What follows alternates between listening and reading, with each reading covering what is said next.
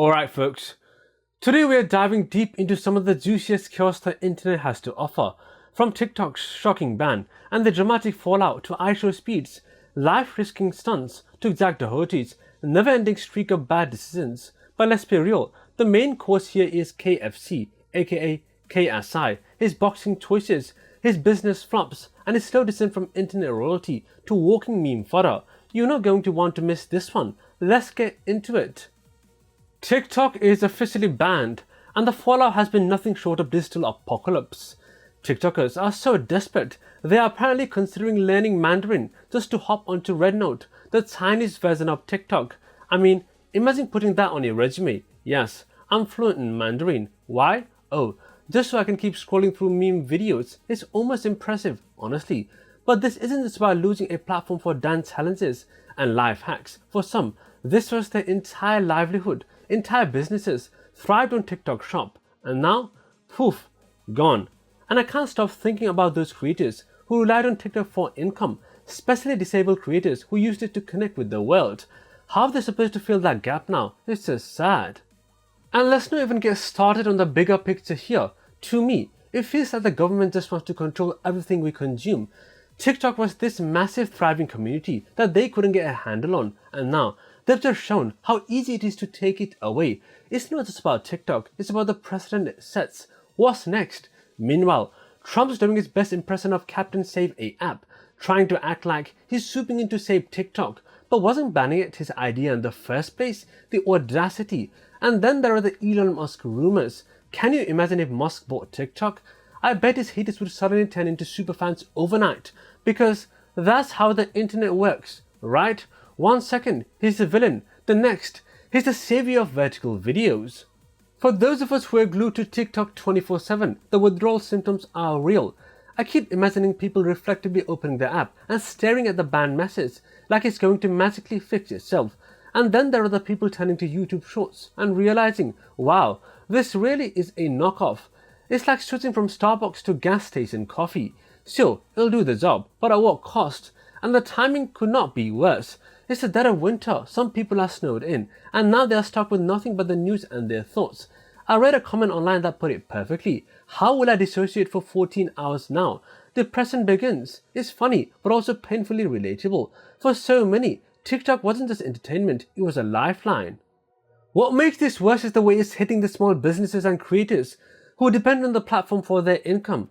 I've seen creators who shared invaluable health advice, from diagnosing heart conditions to building support networks, who now have nowhere to go. Facebook and Reddit, let's be honest, they're just not the same. Some people are optimistic that TikTok will come back though, maybe under new ownership, or maybe as a watered down version of what it used to be. But even if it does, will it still be the same? I doubt it. And then there is the irony of Trump, the very person who started this whole ban conversation, now trying to play the hero. He'll likely give TikTok a 90-day extension, some say. Others think he'll just sell it off to a billionaire body. Either way, the damage is already done. And I have to laugh at the people joking about missing their Chinese spy. They were like family, one said. Honestly, same. TikTok was far from perfect, but it gave us moments of connection, laughter, and yes, even education. Losing it feels like losing a part of internet culture that's impossible to replace. But hold up. I recorded this video yesterday, and as of recently, it seems Trump has unbanned TikTok again. What is going on? Oh well, it's probably gonna get banned again, and then the saga continues. Now, on to the real drama juice. KFC, KTC, KSI. We've got a boxer in the house, innit? Oh! I think that game, like. What? Wayne Bridge versus KSI. Right now! Let's go, man! So, the sidemen joked about KSI fighting Wayne Bridge in a video, and now it's actually happening. KSI's next boxing opponent is a retired footballer who hasn't boxed in 6 years and is nearly half a decade old. And what does KSI do? He hops on Twitter to brag about it, saying, from playing with him in FIFA Ultimate Team to knocking him out in the ring at the end of March. What a life! I mean, yeah, what a life if you're playing on easy mode. To me, this just screams Jake Paul influence, but at least Jake fought actual fighters, even if they are basically pulled out of retirement homes. KSI's not even pretending anymore. Meanwhile, Gibb is out here taking on active opponents like Slim, who's fresh off a knockout. The contrast is just wild. And let's talk about Prime Energy for a second. KSI sales are apparently declining, which isn't shocking when you think about it. The hype was always going to die down, and his partnership with Logan Paul not exactly helping. Logan's out here promoting Lonsley, a knockoff Lunchable product that's been accused of having mold in it. Mold? You can't make this stuff up. Then there's the boxing drama. KSI's reaction to Gibbs' win over Slim was pure salt.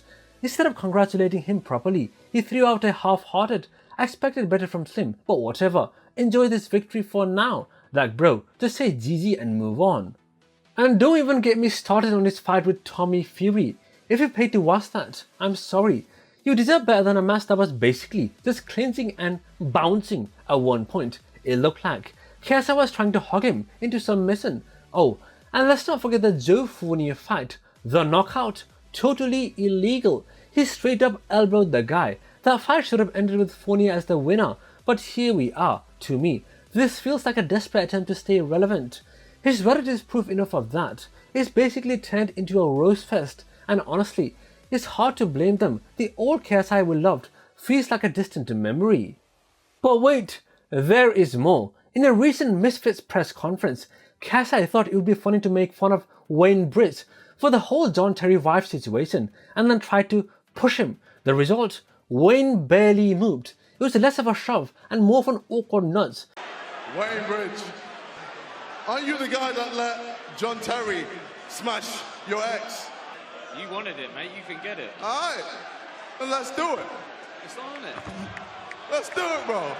Yeah, you felt that, huh?